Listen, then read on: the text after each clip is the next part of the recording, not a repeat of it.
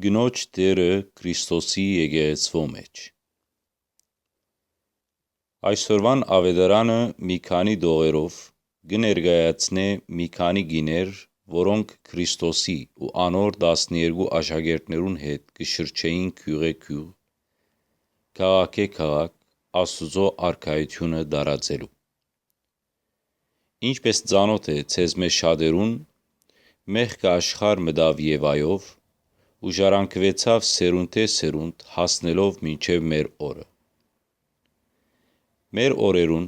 այդ մեղքը վերացավ մեզ մկրտությամբ, սակայն այդ մեղքը բնավ եւ երբեք պատճառ չեղավ, որ Աստված իր հարաբերությունը գդրե մարդ արարածեն ու մանավանդ Եվայի սերունդեն, որ մե պիտի ծնի իր միածին որդին։ 5 դագարանի մեջ բազում են թիվը ընդրյալ գիներուն, որոնք առաքելություն ունեին Աստուծո փրկության ծրագրի մեջ, որոնց օրինակներ Աննա մարգարեուհին, Եղիսաբեթը ու ի վերջո Սուրբ Գույս Աստվածամայրը։ Նոր ուխտով եւ Քրիստոսի մարմնացումով Աստված ավելի մեծ կարևորություն տվավ գնոջ։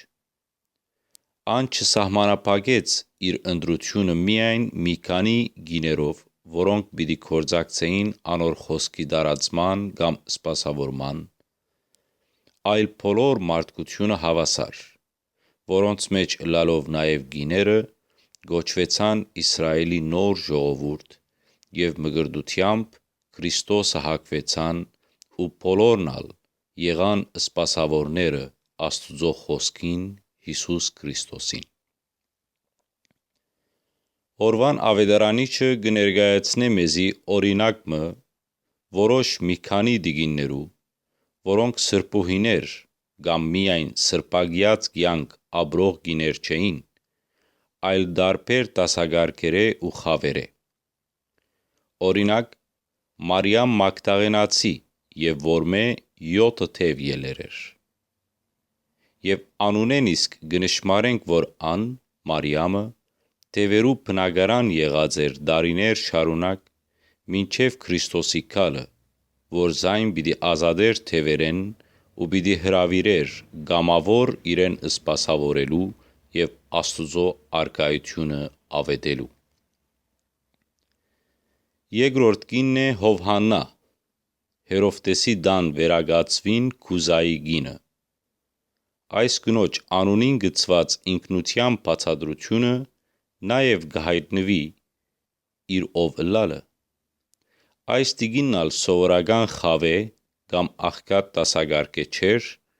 այլ Հերովտեսի դան վերագացվին Քուզայի կինը, եւ ծանոթ է մեզի կոնե հայերուս, թե նախագահի մտան մեջի վերագացուն ինչպիսի լավ պայմաններու մեջ պիտի ապրած ըլլա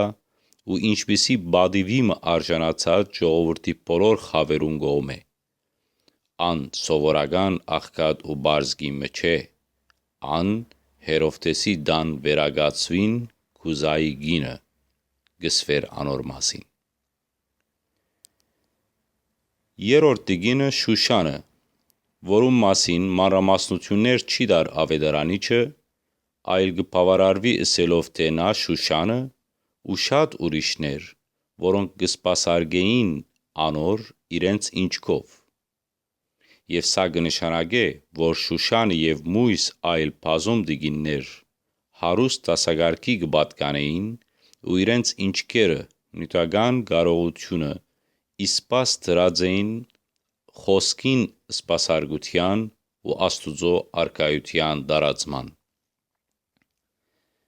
Եզրակացություն։ Այս մի քանի անունները բավարար են ապացուցելու, թե գնոջ բարդականություններն ու առաքելությունը քրիստոնեության մեջ սահմանափակված չեն դանդիգին ըլլալով, իր երեխաները քրիստոնյա դաստիարակելով ու ամուսնույն սպասարկելով ու հնազանդելով, այլ այս բոլորի կողքին բարդի այդ շրջապագեն դուրս ելել ու սպաղվիլ Աստուծո խոսքին տարածմամբ։ Աստուծո արքայության ավետիսը տարածելու համար պայման չէ քահանայությունը, ինչպես որ ոմանք, խեղաթյուրելով ավետարանական ճշմարտություններ ու հրամաններ, գինը հասցուցած են եպիսկոպոսական աստիճանին, այլ մեզմե յուրաքանչյուրը գոչված է առաքելությամը ու յուրաքանչյուրին մնասմը հանձնված է, որուն համար ինք հաշիվ պիտի տա։ Նախորդ տարերուն սահմանափակումներ կային կնոջ ազատության ու անով հանդերձ ունեցանք սրբուհիներ։ Այսօրվան դրությամբ գինը ավելի ազատություն ունի գործելու Քրիստոսի ու իր եկեղեցու մեջ, նույնիսկ դունը նստած համագարկիչին առջև։ Չզլանանք մեր լուման նետելու մեր եկեղեցու հոգևոր կանցանակին մեջ։